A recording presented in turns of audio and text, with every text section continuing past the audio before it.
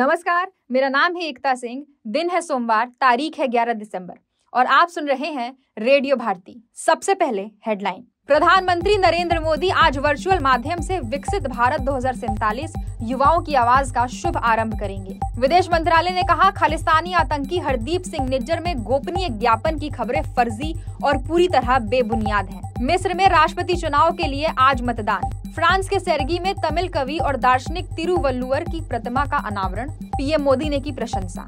राष्ट्रपति Vladimir Zelensky को white house का आमंत्रण। मध्य प्रदेश में विकसित भारत अभियान 2047 कार्यक्रम आज राजधानी भोपाल में आयोजित किया गया है। इस कार्यक्रम में स्थानीय विश्वविद्यालयों के शिक्षक और विद्यार्थी शामिल होंगे। भारत की अश्विनी पोनप्पा और तनिषा क्रेस्टो ने कल गुवाहाटी मास्टर्स 2023 बैडमिंटन टूर्नामेंट में महिला डबल्स का खिताब जीता। केंद्रीय युवा कार्य और खेल मंत्री अनुराग सिंह ठाकुर आज नई दिल्ली में खेलो इंडिया पैरा गेम्स का उद्घाटन करेंगे। अब खबरें विस्तार से। प्रधानमंत्री नरेंद्र मोदी आज वर्चुअल माध्यम से विकसित भारत 2047 युवाओं की आवाज का शुभारंभ करेंगे। इस पहल का उद्देश्य विकसित भारत के दृष्टिकोण के लिए विचार साझा करने के वास्ते युवाओं को मंच प्रदान करना है। श्री मोदी देश भर के राजभवनों में आयोजित कार्यशालाओं में विश्वविद्यालयों के कुलपतियों, संस्थान प्रमुखों और संकाय के सदस्यों को संबोधित करेंगे। विकसित भारत का उद्देश्य स्वतंत्रता के 100वें वर्ष यानी 2047 तक देश को विकसित राष्ट्र बनाना है। इस दृष्टिकोण में अन्य बातों के साथ साथ आर्थिक वृद्धि, सामाजिक प्रगति, पर्यावरणीय स्थिरता और सुशासन सहित विकास के विभिन्न पहलू शामिल हैं। विदेश मंत्रालय ने कहा है कि गोपनीय ज्ञापन की खबरें फर्जी और पूरी तरह बेबुनियाद हैं। मंत्रालय के प्रवक्ता अरिंदम बागची ने कहा कि इस तरह का कोई ज्ञापन नहीं है। उन्होंने इन खबरों के संबंध में मीडिया के सवालों के जवाब में यह बात कही। फर्जी खबर में यह दावा किया गया है कि विदेश मंत्रालय ने खालिस्तानी आतंकी हरदीप सिंह निज्जर के विरुद्ध ठोस कदम उठाने के लिए उत्तरी अमेरिका में भारतीय दूतावासों को यह गोपनीय ज्ञापन भेजा था।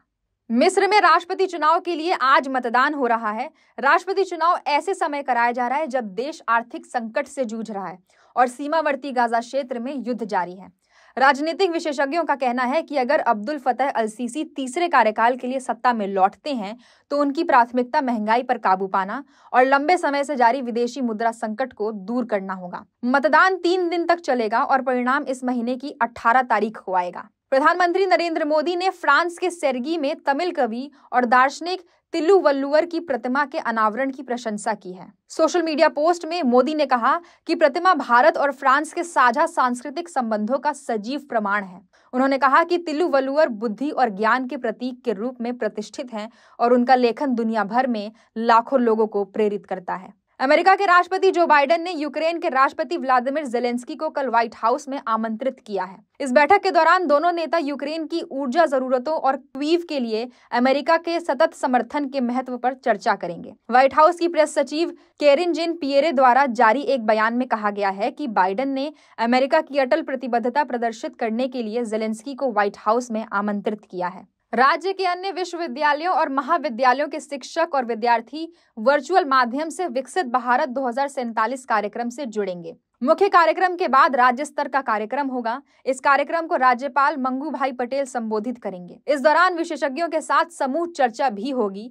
विकसित भारत अभियान 2047 के विषय पर विद्यार्थियों की परिचर्चा भी आयोजित की जाएगी। केंद्रीय युवा कार्य और खेल मंत्री अनुराग सिंह ठाकुर आज नई दिल्ली में खेलो इंडिया पैरा गेम्स का उद्घाटन करेंगे। यह खेल पहली बार आयोजित किया जा रहा है। 8 दिन के इस आयोजन में 32 राज्यों और केंद्र शासित प्रदेशों सहित सेना खेल नियंत्रण बोर्ड के 1400 से अधिक खिलाड़ी भाग लेंगे। भारत की अश्विनी पोनप्पा और तनिषा क्रेस्टो ने कल रविवार को गुवाहाटी मास्टर्स 2023 बैडमिंटन स्पर्धा में महिला डबल्स का खिताब जीता। BWF सुपर 100 स्पर्धा में दूसरी वरीयता प्राप्त अश्विनी पोनप्पा और तनिषा क्रेस्टो की जोड़ी ने अपना दूसरा खिताब ताइपेई की सुंग शो युन और शू शियन हु को 21-13 और 21-19 से हराकर जीता है।